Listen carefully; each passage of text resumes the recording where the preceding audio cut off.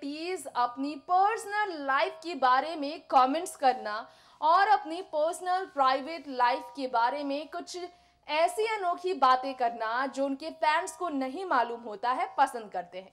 लेकिन कुछ ऐसे भी सितारे हैं जिन्हें अपनी प्राइवेट लाइफ को प्राइवेट रखना ही पसंद है।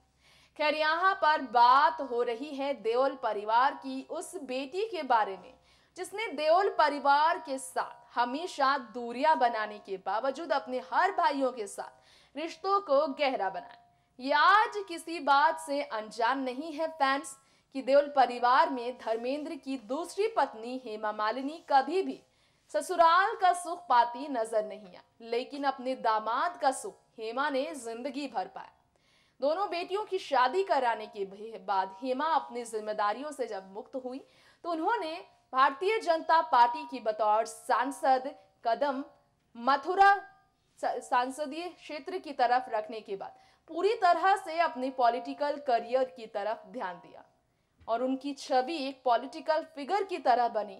लेकिन ड्रीम गर्ल हेमा मालिनी की बेटी ईशा देओल ने फिल्मी करियर पर विराम लगाने के बाद जो recently last year film cake walk के जरिए शॉर्ट फिल्म के जरिए कदम रखा, वो ईशा अपनी बॉलीवुड करियर से पूरी तरह से दूरी बनाने के बाद एक बिजनेसमैन के साथ शादी करने के बाद कैसे अपने बिजनेसमैन हस्बैंड भारत ताकतानी के साथ अपनी जिंदगी गुजारती हैं और क्या है उनके थॉट्स अपने हस्बैंड को लेकर, किस तरह के नखरे ईशा देओल के झेलते हैं उनके हस्बैंड भारत ताकतानी और क्यों आखिर झेलना पसंद नहीं करती है वो अपने हस्बैंड भारत की वो आदतें जिससे उन्होंने पर्दा रिसेंटली उठाया। इस बारे में हम बात करेंगे हमारे इस प्रोग्राम में। तो आज बॉलीवुड की रियल लाइफ स्पेशल प्रोग्राम में चलिए ईशा देओल की रियल लाइफ के बारे में कुछ नई बातें जानते हैं इस रिपोर्ट के जरिए। शायद ही आपको ये बात मालूम हो, लेकिन आज हम आपको जो बात बताने वाले हैं सुनकर आपको हैरानी जरूर होगी, क्योंकि जिस हेमा मालिनी की बेटी ईशा देओल ने अपनी फैमिली की लाइफ के बारे में बहुत कम ही बातें की है, वो ईशा देओल अपने हस्बैंड को लेकर एक बार एक इंटरव्यू में बहुत बड़े राज से पर्दा उठाती नजर आई थी। खैर, यहाँ हम आपको बताना चाहेंगे अपनी इस रिपोर्ट में ईशा देओल ने रिसेंटली कपिल शर्मा शो में भी एक बड़ा खुलासा किया था। रियल लाइफ के बारे में हेमा मालिनी के सामने ईशा देओल ने एक ऐसा राज खोला था जिसे सुनकर आपको हैरानी होगी। जैसे हेमा मालिनी के बच्चियों के जन्म के दौरान, उनकी दोनों जुड़वा बेटियों के जन्म के दौरान धर्मेंद्र ने पूरा अस्पताल बुक कराया। उस हेमा मालिनी की बेटी ईशा को अपने पति को परेशान करना भी काफी पसंद रहा है।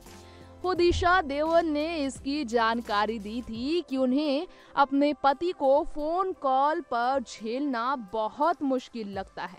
उन्होंने जानकारी दी थी कि वो बिल्कुल भी पसंद नहीं करती हैं 2 मिनट से ज्यादा फोन कॉल पर हस्बैंड के साथ बात करना।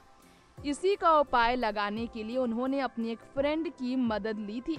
उनके हस्बैंड का जब कॉल उनके पास आता था तो वो अपनी फ्रेंड को फोन कॉल पकड़ा देती थी, क्योंकि उन्हें टॉलरेट नहीं होता 2 मिनट से ज्यादा किसी को भी झेलना, और चाहे वो उनके पति ही क्यों ना हो।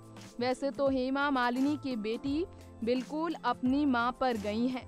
दिल खोल कर बातें करती हैं वो अपनी निजी जिंदगी को लेकर जब भी ऐसा मौका सामने आता है।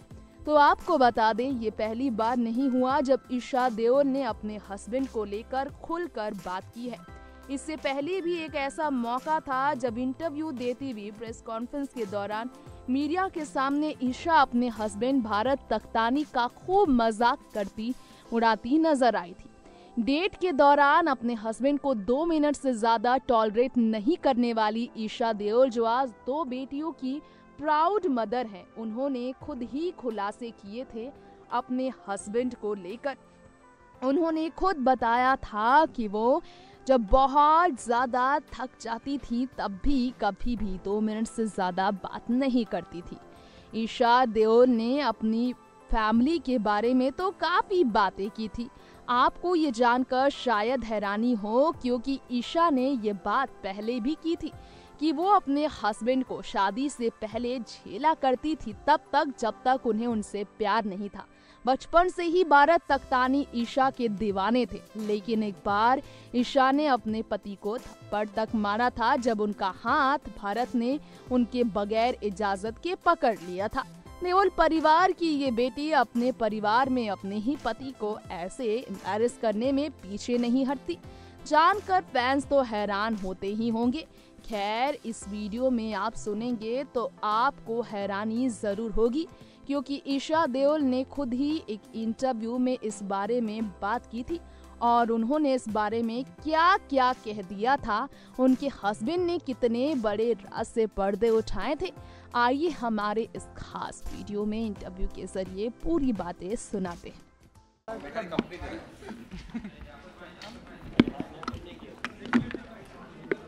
चलो माइक चेक 1 2 3 चेक। टोल है?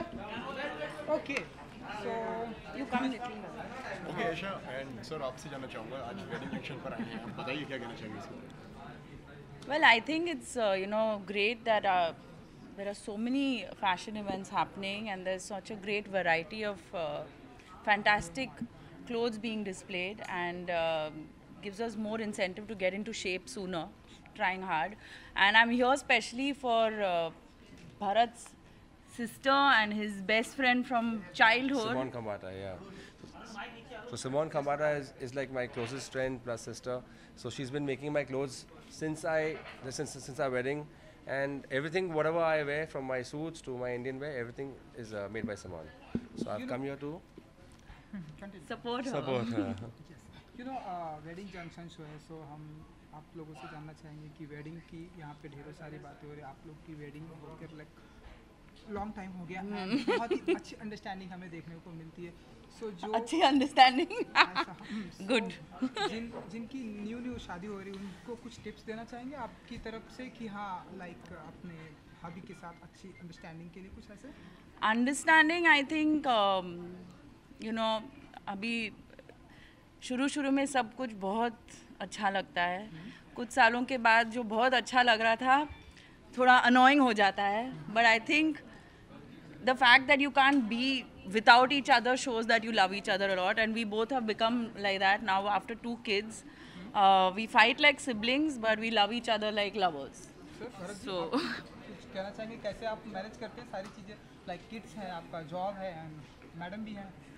मैडम को कैसे हैंडल करते हो? मैडम को ये मैडम का सवाल है, मेरा नहीं है। नहीं, मैडम का सवाल ये है कि see you have to be close friends, you have to be best friends, you have to have a good understanding, and that is what I believe in. And उसके साथ में आपको हर चीज़ में बैलेंस रखना चाहिए। So keeping a good balance in everything, you can be pretty happy in life. That's it. And I want to say something for Simone. This is her first ever fashion show, and I want to say something on behalf of all her best friends who are here with me today. There's Pia Trivedi, there's Karishma, there's my sister Ahana. All of us are here, and we all are here mainly to support Simone. And Simone, this is your first fashion show, and God bless you for many more such amazing shows. And Diwali की क्या कुछ specific planning होने वाली है आप लोग की तरफ से, एंड क्या कुछ धमाका करने वाले हैं आप लोग? जी, दिवाली तो ये कार्ड्स खेलते हैं, मैं देखती हूँ। और दिवाली एक ही तो टाइम है हम लोग को, जहाँ पर सब दोस्तों के साथ मिलके गप्पे मारना है, एंजॉय करना है, बस वही एक अच्छा, it's a good festival, it's one of the best festivals what I enjoy. I like Diwali. I like the spiritual part of it. I don't know how to play cards, so I get terribly bored. But I like dressing up and going for all the parties with him. Now, एक आपकी तरफ से एक Diwali wish. Hi, this is Aisha Deol Takhtani, and I'm wishing all the viewers a very happy Diwali and a prosperous New Year. Happy Diwali to everybody, and have a super lovely year ahead. Thank you ji, thank you so much. दोस्तों, जाना आपने ईशा ही नहीं बल्कि उनके husband Bharat भी अपनी family life के बारे में, अपनी प्रोफेशन के बारे में मौका मिलने पर बात जरूर करते हैं।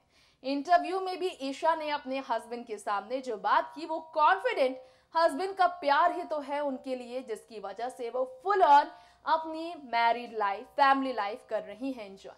वक्त हो गया है आपसे विदा लेने का। ऐसे ही तमाम बॉलीवुड टाउन की खबरें लेकर लौटेंगे आपके बीच हम। देखते रहें नेक्स्ट 9 न्यूज़। नमस्कार।